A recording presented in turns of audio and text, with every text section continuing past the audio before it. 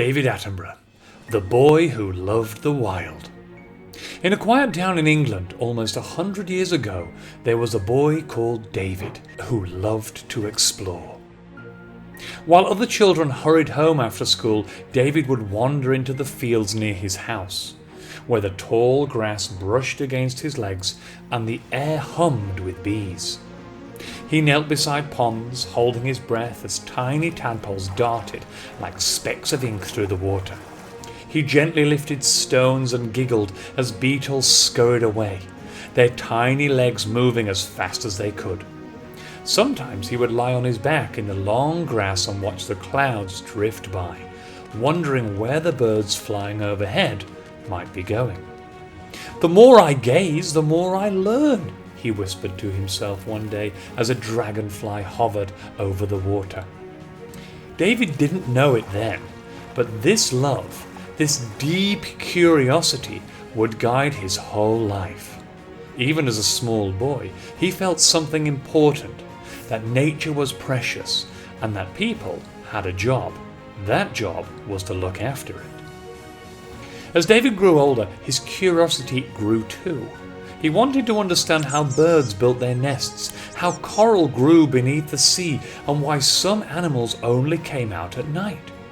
At university, he studied animals and plants.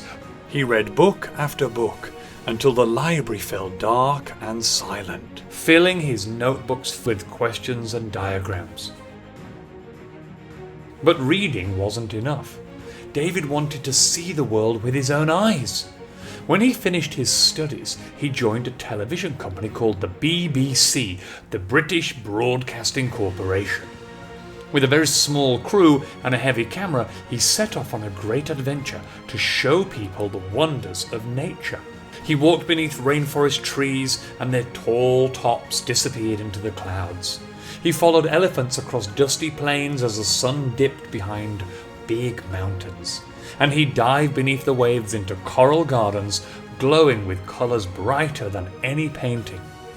People will only care about nature, he told himself, if they have a chance to see it, and I'm going to be the person to show it to them. Through his stories, people who had never left their towns and cities could now travel the world, and many of them began to fall in love with nature too. Years passed, and David's journey took him to every corner of the earth. But the more he explored, the more he noticed that the natural world was changing, and not for the better. Forests that once had stretched as far as the eye could see were now gone, leaving behind only stumps of silence. Coral reefs that had once been alive with colour had turned pale and still, and polar bears wandered across melting ice, searching for a place to rest. Standing before the camera one afternoon, his voice steady and serious, David turned to the lens and said, "We need nature. It gives us food we eat, the water we drink, and the air we breathe. We must take care of it." It was a truth too important to ignore. People were harming the planet, and it was up to people to protect it.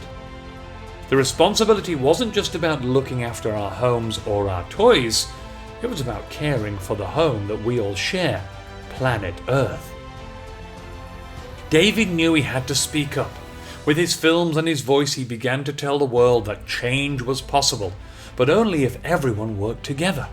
He spoke to presidents and scientists, teachers and children. He explained that even small choices like planting a tree, recycling a plastic bottle, or using less water could make a big difference. And as he stood beside a herd of elephants on one journey, he asked a question that made people around the world stop and think. He said, "Do we want our grandchildren to only see elephants in picture books? Or do we want them to see them here, alive and free?" His words spread across the world. People started planting trees, cleaning rivers, protecting animals, and making kinder choices for the planet. Little by little, the earth began to heal. Today, David Attenborough is one of the most loved and respected voices on earth. He has shown people the beauty of jungles, deserts, mountains, and seas. He's introduced the world to tiny insects and enormous whales, showing that every creature, no matter how small, has a place in nature's story. But more than anything, he has reminded us of something important, that we all share this planet, and we all have a part to play in protecting it. Nature can get better, he said gently, standing in a forest filled with birds, but only if we give it a chance. Every time we turn off the tap, pick up a piece of litter, care for an animal, or plant a seed, we are doing something powerful. We are showing responsibility, and when millions of people do small, kind things all together and all at once, they make the world strong and full of life again. You see, David's story began with a boy lying in the grass, watching tadpoles in a pond and watching the clouds drift by. But it grew into a lifetime of exploring, learning, and speaking up for the planet he loved. And now that story continues with you. You might be small, but your actions are mighty. When you care for the earth, you care for every living thing. And you help build a future full of forests to walk through, oceans to explore, and animals to discover. This is what responsibility means. It means knowing that the world is in our hands and that together we have the power to protect it.